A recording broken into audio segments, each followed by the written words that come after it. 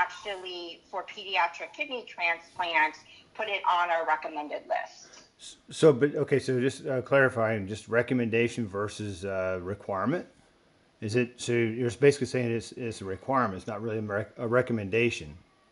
Well, I can't require you to do anything. Sure. I can recommend these things, but if you don't follow our recommendations, then Yulia can't be a transplant candidate here. Hey, Chrissy, this is Catherine with Duke Transplant. How are you doing? I'm doing good. How are you? I'm doing well. Sorry I'm calling from a strange number. I couldn't figure out a way to merge in with one of the apps we use, so I was like, I'm just using my phone. That's fine. Perfect. Okay, I'm going to go ahead and merge you into the phone call. Dr. Chang, Dr. Chambers, and our social worker are going to be on the call with you, okay? Okay, perfect. Okay. Hey, everyone. I have Mr. and Mrs. Hicks on the line. Hello. Hi. Hi. This is Dr. Chambers. I met you in clinic. I'm the pediatric medical director of kidney transplant, and we're just going to go around and introduce ourselves. Hey, this is Dan Chang. I'm the pediatric infectious diseases doctor that also saw Yulia. And hello, my name is Paige. I'm a social worker, and I'm covering for Carrie today. All right. And then I'm Catherine. I'm the transplant coordinator. Perfect. And what you have on our end is just me, Lee Hicks, Yulia's father, and then Chrissy Hicks, Yulia's mother. So this is Dr. Chambers again. We wanted to talk with you because we wanted to answer any questions that you may have about the transplant process and be able to provide some information for you. Okay, perfect. So I guess the vaccinations is what comes to that's kind of where we would like to have some clarification. Sure. So as we understand right now, the vaccination that's pretty much holding everything up, I guess, is the COVID vaccination. Is that correct? Actually, there's two things. Having up-to-date vaccinations for Yulia for her age based on CDC recommendations. So that includes the COVID-19 series, the second hepatitis A, and also the completion of the HPV series. I believe she already got the meningococcal B vaccine that we had recommended for her to have up-to-date status for her age based on CDC recommendations. Okay. She received her DaVita. Yeah. And the other thing I just want to add also is on serologies, if any of her titers are low, then we would also recommend boosters. And so currently the Hep A one was the one that came up as low, and so that's why we're recommending that one for now. Okay. And then the second thing is that we need an abdominal and pelvis CT in order to complete her workup. Okay, well, this is the first we've heard of that. We were just in for all of the imaging, and no one has mentioned that to us. Yeah, so I can speak on that. So I was waiting for us to all have this appointment to see whether we were going forward or not to go ahead and schedule that scan, so it wouldn't be putting her through more scans if it wasn't going to proceed with transplant here at Duke. Okay. So, Okay. We can't see hospital policy, is I guess what you guys told us, and that it's a recommendation for her to get these vaccinations, and we can't move forward without it. That's what you're saying, correct? Right. That per Duke policy, we don't share internal policies, but we shared with you the transplant criteria. And so really, in order to proceed, you would have to follow our recommendations for up-to-date vaccine status, because otherwise it wouldn't be medically safe for her to be transplanted, because she would be more susceptible to diseases that could injure the graft, injure her, and put her at risk. Okay, but we were told point blank that there's people that have gotten the transplant without the COVID vaccination. So to clarify, that was prior to it being recommended by the CDC for all ages and it being FDA approved. Once it was FDA approved down to 2 months, actually, for pediatric kidney transplant, put it on our recommended list. So, but okay, so just clarifying, just recommendation versus requirement. Is it, so you're basically saying it's a requirement, it's not really a recommendation? Well, I can't require you to do anything. Sure. I can recommend these things, but if you don't follow our recommendations, then Yulia can't be a transplant candidate here. Based on our criteria number 5, which is persistent non-adherence with medication, dialysis treatment, or medical recommendations, and also based on number 10, which would be medical risk factors that make transplant surgery unsafe. And being unvaccinated to the CDC recommended vaccinations based on her age is part of that. Okay. I just I'm just trying to figure out our way forward at this point, because I if it's just a recommendation, where's the risk is on us, isn't it, or is it not? Well, the risk is on our center as well, because we have seen people not follow, like not here, but at other places, not follow getting vaccinated, and they have a poor transplant outcome. So, we don't want to have a poor transplant outcome. But if you don't agree with our recommendations, then we're happy to help facilitate, giving you other centers. And then once you get to that center, you do their full workup, we can transfer her points, because we don't want Yulia to lose those points. Right, we don't either. And she won't. You just need to tell us what center you want to go to, and we can help facilitate, but she might have to do everything over again. She might have to, we can help, once you do a release of information, if you are interested in going to a different center, then we can, help you, we can, share those records. And some centers, honor things, and some centers want to do a complete different workup and just do it all over again. So basically, we'd just be she would be delayed basically another year or so potentially.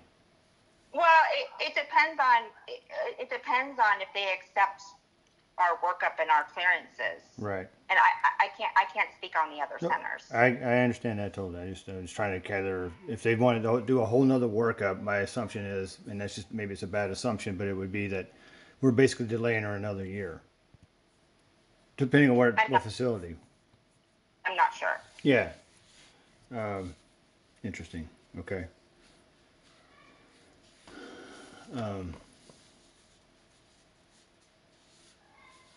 Okay, I'm not sure what else.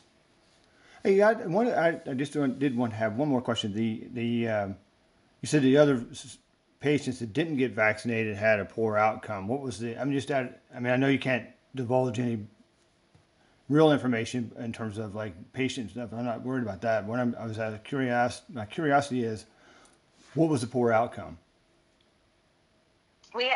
So not at our center, but other people who did not get vaccinated against COVID passed away. People who've not wanted to get flu shots passed away. They've gotten severe diarrhea and severe diarrhea, or weren't able to take POs and lost their allografts or had more rejection. But not at Duke. No, not here. Mm-mm. Okay.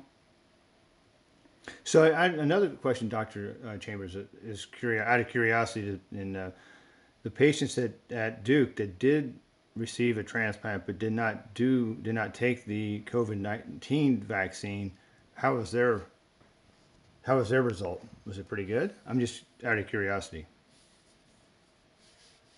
What do you mean, like? But they actually, some of them did have like a bump in their creatinine. This is before before we actually had the vaccine, but we were able to give them other treatments that were okay, and they're still okay. But every time you have an episode of acute kidney injury, it's not a good thing for the kidney, because we want to try to make this last as long as possible. And this is Dr. Chang speaking from the infectious diseases side. We've certainly seen a lot of COVID-19 in pediatric transplant patients.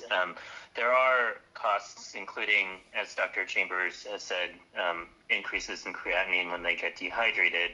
There's also hospitalization costs of families that need to come in, especially for things like fever, because when a transplant patient has a fever, usually they're coming in to be investigated. And that is also a cost as well, even if there aren't, what we think of as the catastrophic losses. And yes, I have heard of at other centers where patients have had COVID and had horrible outcomes such as death as well in pediatric transplant patients. Dr. Chambers talked about some of the treatments that are available. Yes, there are monoclonal antibodies. They are not as effective against a lot of the strains that are out there anymore. There are some centers that are thinking of shutting that down, as well as Evusheld, which is a long-term monoclonal, and that does not work as well either. So the best protection that we can offer these days is vaccination. Well, okay, so and I'm not a medical person, but just out of my own common sense, if the person has had the disease, doesn't the body, once the disease has been defeated by the body naturally, doesn't the body have a natural immunity already? I mean, somewhat built up. At least the body knows what it's looking for. So how is that not better than? There are two factors here. One is that the virus has continued to mutate, and so the natural immunity is not as good as if you had natural immunity plus vaccination. The other thing is that after transplant, patients receive immunosuppressive therapy, steroids, and other sort of anti-immune system medications or immunosuppressive medications that Dr. Chambers can talk more about, which can make them vulnerable. And certainly the teenagers tend to have, slightly worse disease and more symptoms than the younger kids. So if it shuts down natural antibodies, how does it not shut down the antibodies from the vaccine? That's a great question. So that's why we want them to get vaccinated before they're on immunosuppression. And that's why we want to get them to have, the series, because studies have shown that patients on dialysis they don't have a normal immune system, but they have a more normal immune response to the vaccine than transplanted patients, especially on certain immunosuppression that she might be on, such as Cellcept, such as Belatacept. Right, but that doesn't answer the question. Like if she has natural antibodies right now because she's fought the disease already, and then you give her the vaccine, so she has more antibodies supposedly. Yep. How is that not going to shut it down? Either way, whether it's natural antibodies or from a vaccine, your immunosuppressive drug should shut it down regardless. I don't understand how the vaccine is giving any extra protection. Well, because it boosts her immunity. It's going to make. But we don't even know what her immunity level is because you guys haven't done a titer, which I was told would be done as well. The titers are not indicative in COVID of the level of immunity. Like I said, we do it sort of post-transplant in looking at titers for vaccines, but for COVID, it certainly has mutations where the antibodies that you're producing, it's not just the quantity, it's also the quality of the antibodies as well. Okay. But there's proof that the COVID vaccine doesn't even stop the spread of COVID. So... That is true, but in the sense of, yes, there's not 100% protection, but there is some protection. That's one. And two, it prevents severe disease. And that has been borne out in transplant patients as well. And so, yes, you may have heard of people who have been, 4 doses of vaccine and still get COVID. But it really does prevent severe disease and death. And that really has been borne out in the data. Okay, well. And transplant patients, because they're on lifelong immune suppression, are at risk of infection for the rest of their life. We do recommend vaccination to help protect them, to decrease their mortality, their death, and also their morbidity. Like I said, having dehydration, having, acute kidney injury, Did we lose you? Are you still there? Nope, I'm there. Okay. I just, Sorry. No, I thought we lost you for a second. Okay, so I guess so. You're saying that throughout her life she's going to have a vaccination no matter what, but the immunosuppression system, because her natural immune system won't be good enough. Is that what you're saying? But then, as Chrissy alluded to, is that wouldn't that shut down the vaccine as well? but the vaccine gives your immune system a boost. It just seems interesting to me. Okay. All right. So we've got it. It's a requirement for her to have a transplant at Duke. Yes. To follow our recommendations, yes. Okay. Okay. All right. Well, we will be in contact with Catherine later this week to let her know what our plan is moving forward. Okay. All right. Perfect. Thank you so much. Time. Thank you. No problem. Okay.